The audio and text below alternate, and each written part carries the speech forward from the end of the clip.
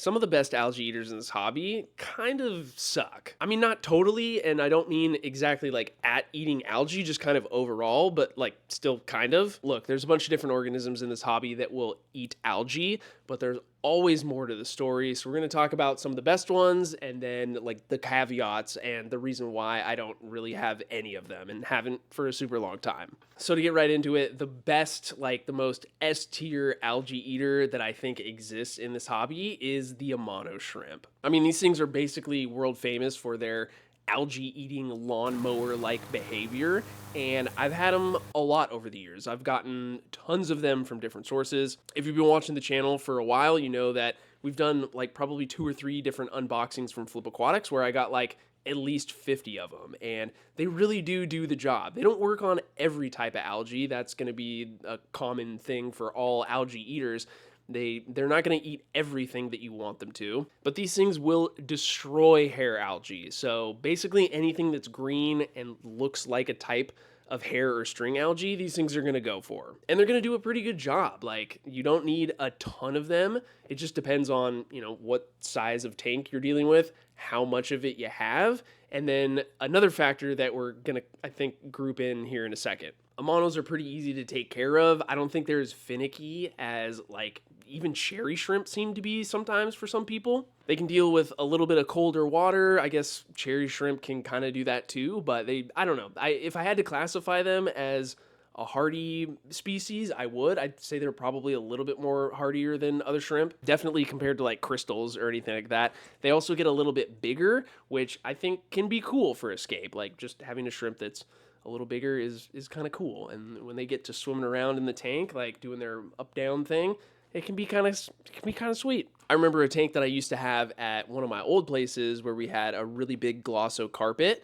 We had also a hair algae problem. I threw, I don't know, probably 25, 30 Amano shrimp in there, and they destroyed the hair algae in probably just a few days. Like maybe I'm remembering wrong and it took like a week or a little bit longer, but it seems to work about that fast. They're kind of a plain looking shrimp, which I think is good for, if you're trying to focus on the aquascape and not distract with a bunch of colors. That's grasping at straws a little bit, but they're cool. They look like this, and they're one of the best ones, S tier, putting it in at the top of the list if we were actually making a list, which we're not. And if you haven't figured it out by now, we have awesome stickers, including Amano shrimp, which I'm going to use to cover the torn off Nike logo on my shirt. But then in lies the question, why don't I have any Amano shrimp? I could probably use them in this tank, which has a ton of algae. I think they would probably work on the stuff that's down in here. It's hard to say because algae eaters in general, right, can be kind of picky. Like, they're not going to go after every type of algae. I don't think there's a fish or an organism or a shrimp or anything alive that will decide to chew on blackbeard algae, for example. I don't know. Maybe I'm wrong. That's what I have in my head. There's always going to be circumstances where people are like, I know that I had this fish and it ate that algae. And I'm not saying that's wrong, but it can depend on a few things. And I think the big one is like, are you dumping a bunch of fish food or food in general into your tank? Because if you do that, it doesn't matter what type of algae eater it is. If it's an Amano shrimp, if it's a, whatever fish, if you're feeding a bunch of food and that fish is deciding to go after that food, then it's probably not going to do what you want it to do and eat a bunch of algae. So that's like the big con for the Amano shrimp. And there's a few more. But if you're somebody that likes to put in food for your animals a lot, then that's going to hinder their ability or the task at hand that you want them to do, where it be an algae problem or whatever else you want them to pick at, detritus, junk. If they're part of the cleanup crew, you want them to be part of the cleanup crew. So you have to go out of your way a little bit to promote that. The other big downfall to the Amano shrimp, and I think it's probably the biggest reason why I don't have any right now, is because they're little like escape artists. They're practically like an octopus. I'm pretty sure these shrimp originate in Japan or like the mountainous streams of Japan, where people see them up out of the water all the time, I think, if I'm remembering correctly. And I've seen them up out of the water a lot, mostly on my carpet. It's not going to happen all at the same time. Like, you're not going to get them and then a week later, all 50 of them are going to be on the floor. But over time, slowly, you'll start to notice like, hey, is that a piece of a Ruffles chip like under the edge of my couch? and you'll get closer and it'll be an Amano shrimp. I don't know if it's because these things, they just like to get some air. Maybe they're trying to tan themselves a little bit. Like, I could understand that. I just think it's in their nature to be crawlers, and they want to just move around and explore. And that's cool. If you have a lid on your tank, it's no big deal. But with a lot of these aquariums, if you have big branches coming out, if you just like the rimless look and you're not a lid guy, then Amano shrimps might not be the best use of your money. Pretty much a con for having any shrimp in your tank is just like a pairing thing. Like, if you have bigger fish, like pretend that these dwarf rainbow fish were just regular rainbow fish, those fish would try and attack the Amanos, and the Amanos would be scurrying around all over the place trying to hide from them all the time, and maybe that promotes them wanting to jump out of the tank more. I'm not 100% sure, but if I was a betting man, I'd say that probably makes sense. That's going to be an issue with pretty much any shrimp, though, so if you're going to go the Amano route, you want to stick with fish that aren't going to harass the shrimp, and so that can limit you a little bit. That could take the Amanos off the list, which would force you to have to think of some kind of another natural algae eater. Before we jump into the S-tier fish of the algae eating world, the last thing I wanted to mention was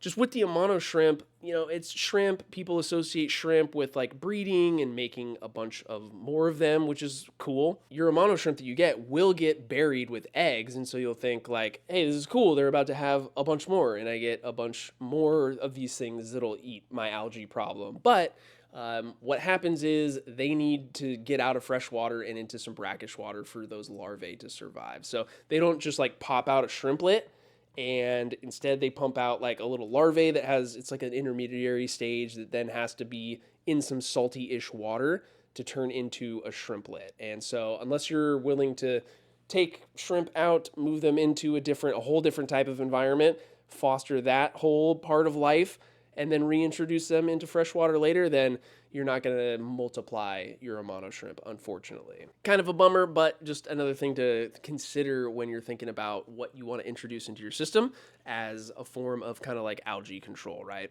But you know what? Maybe it's easier than I'm making it out to be. So if you think it sounds interesting, you want to try to breed Amano shrimp, make sure that you get some Fritz salt, okay? We all know that Fritz salt is the best salt. They're sponsored of the channel. We use a bunch of their products. We like them a lot.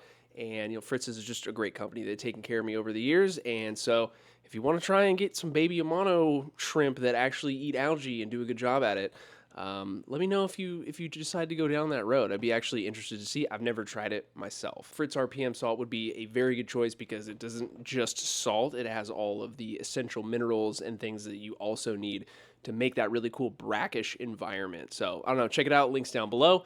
Thank you once again, Fritz, for sponsoring this video and this channel. All right, the best algae eating fish that we also, of course, we have a sticker of is the Siamese algae eater.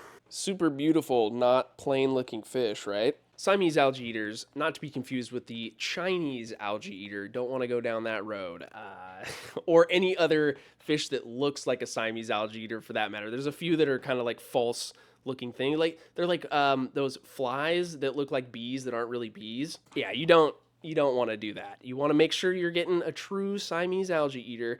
And from what I've heard, I have in my brain somewhere that the reticulated Siamese algae eaters are actually like the best of the best, like above S tier somehow. I don't know if that's true. I really don't. Either way, I think you're going to get a good pick. They're going to do basically, I think, the same thing as Amano shrimp. That's at least what I've experienced in all these years of fish keeping, is they can go ham on the hair algae, but and this is the big thing.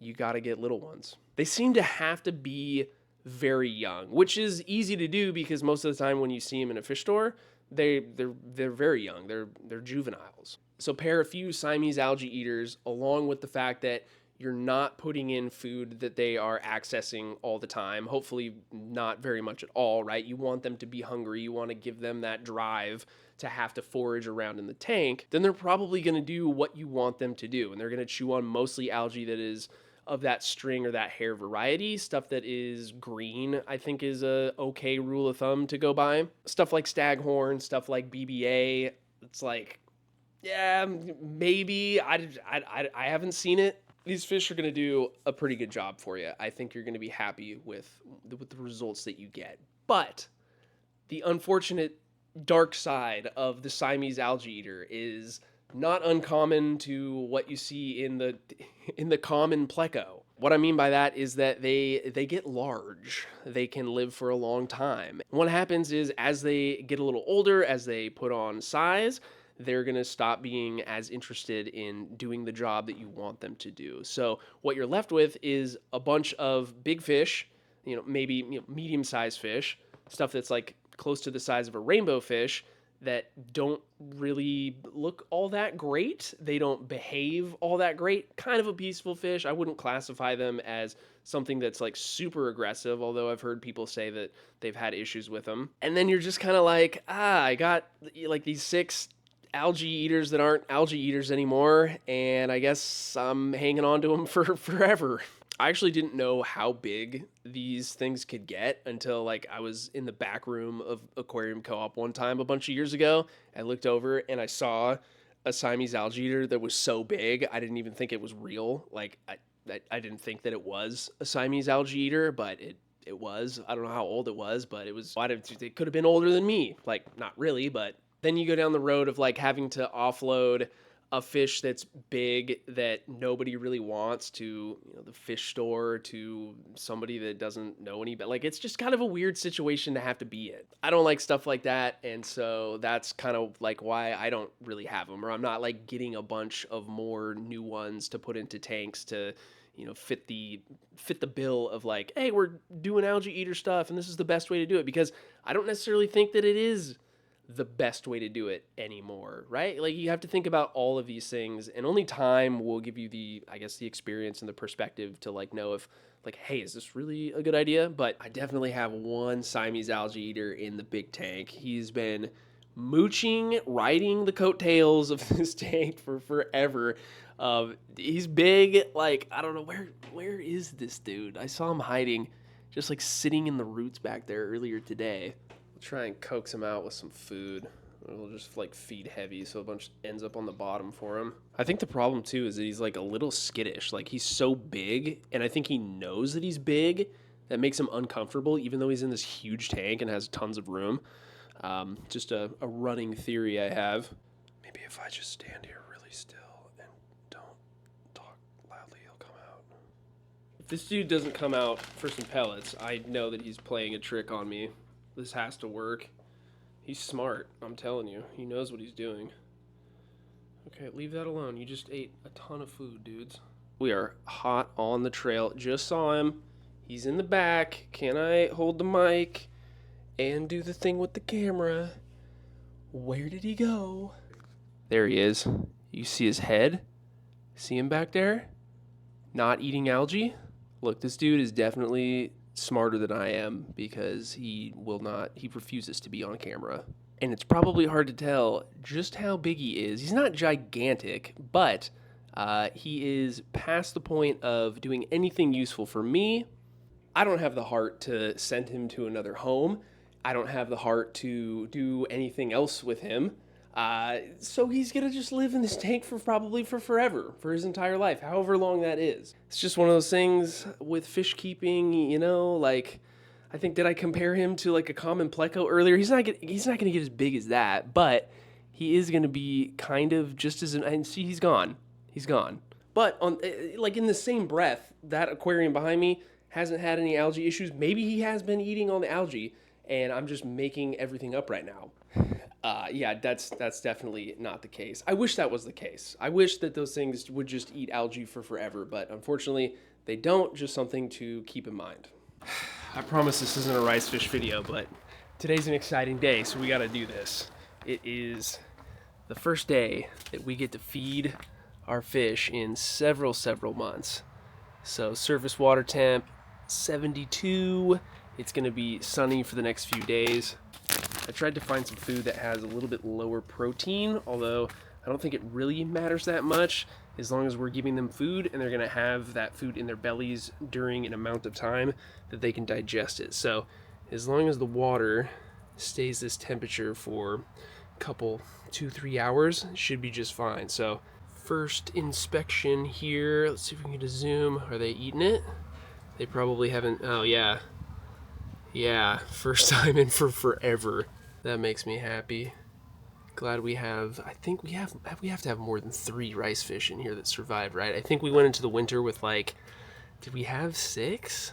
I'm not sure. I knew like a couple of them passed away before we got into like the really, really cold months. Like they just weren't meant to make it through a season, right? Like these fish have never been outside before. This is their first winter. Don't want to forget about our midnight black medacas over in this pond, so we'll sprinkle them in a little bit of that food.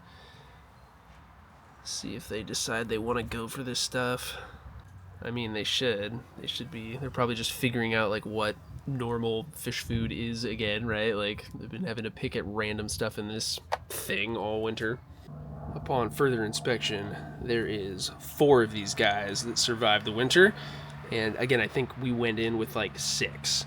So I think that's pretty good odds. I mean, these fish are going to be really strong. These are going to be our healthy breeders. Hopefully we have 2 females, 2 males, or at least, at least we have one of each, right? Like we don't want to, hopefully they're not all males or all females. That would be kind of a bummer, but hopefully we'll get lucky with those. And then these offspring that we get this summer from these fish will be like perfect. These guys just needed me to get out of the way. They found the food. It looks like they're picking at it. They're happy too. So not sure what the count is on the midnights, but I think it's pretty close to what we had for those pearls over there. Galaxies? I don't know. There's too many rice fish names. I can never keep track of them. But I just wanted to show this little pond off yesterday. Came through and did, a little bit of yard work. Obviously needed some B-roll for this video, but then also just kind of prepped the old minnow pond. Took some of the things out, pulled out some of the dead iris that was in here. But what's interesting about this is that, remember, I don't know if you guys saw the video, this thing completely froze over. We didn't have any fish in it all winter, but the entire thing was a solid block of ice. And it looks like the creeping Jenny survived, the iris survived, the Sylvinia did not survive. Likewise, the Sylvinia also didn't survive over here, even just a little bit of freezing, but the duckweed did survive, so you can probably see little chunks of that floating around in there. Duckweed, the invincible plant. So pond season right around the corner. I think I want to try and start it relatively soon. I feel like every year I usually get a late start and it's like the first video's at the end of May, but considering all the stuff I got going on with the rice fish and all the ponds that are already existing out there that are still like good to go, don't have to completely restart pretty much any of them, I think we're gonna get rolling on that here pretty soon. So a little bit more work to do. Need to finish this video first, for example, so let's do that. There's pros and cons to everything in this hobby, absolutely everything. So like I've made a bunch of videos over the years talking about how good these 2 organisms are at eating algae, and that's still totally true. I wouldn't make them if that wasn't true, but there are always cons to everything that comes with pros. So just keep that in mind. Probably also should have prefaced this video with the fact that like there's a lot of other organisms out there that can handle algae. On top of that, everybody's going to have their own set of experiences with, this particular fish and this particular type of algae. So I'm not saying that these are the only 2. Just want to make that very, very clear. These are, in my opinion, the S-tier algae eaters, and I think most people that have been in the hobby for a long time would agree with that. Some of the other like notable ones that I know a lot of other people talk about are nearite snails. There's why do I have it in my brain like flagfish eat a particular type of algae really well? That's in there somewhere. I mean, there's like a million more. I could sit here and probably drum up a few extra ones for you, but I think if you want to take on the shrimp route, if you have a lid on your tank, if you're not concerned about anybody being able to get up on out of there, then the Amano shrimp would probably be one of the best bets, as long as you don't have fish that are going to harass them. Sometimes you don't know that right off the bat, and you got to kind of figure it out. Or if that doesn't work and you want to go the fish route, if you want to go with the Siamese algae eater, still a really good pick. Just be prepared to have that fish for probably longer than you might want. Make sure that you have a place for them to go live out the rest of their adult life if that's your decision, or at least have a plan to offload them at a reasonable point before they're like too gigantic. I think, did I address the fact that the whole pleco thing, like it's not as bad as a common pleco, so don't worry about that. Oh yeah, like auto cats. You know, people say that they're good at handling certain types of algae, like stuff that's on the glass, green spot. I kind of think that that's mostly true, but it's just one of those things where if you're putting a bunch of food in the tank and the fish decides to eat the food instead of the thing that you want, then they're probably not going to eat the thing that you want. It's not always going to be 100% of the time. It's just so many factors in fish tanks, guys. But just wanted to point out some of the best ones, some of the caveats to the best ones, because I don't think I've seen a dedicated video like this on it before. But yeah, I think that is the grand total of the video, guys. I'm going to go sleep for a little bit longer. Haven't been feeling too great this week. I don't know if you could tell, but maybe you could. Yeah, I'm almost completely there. If you want to get some sweet stickers and you don't want to, you don't have a lid, but you still want to have an Amano shrimp, boom, there you go. If you don't want to deal with a giant Siamese algae eater that doesn't eat algae anymore, you can just get a sticker. Links down below for the sticker shop, also legit fish food. Check out the links. Grab a free sample if you haven't tried it already. Thank you so much for your support, guys. We'll see you next week with a better voice and another video that helps you out. Hopefully, that's the goal. Thanks again for watching, guys, and we'll see you next time.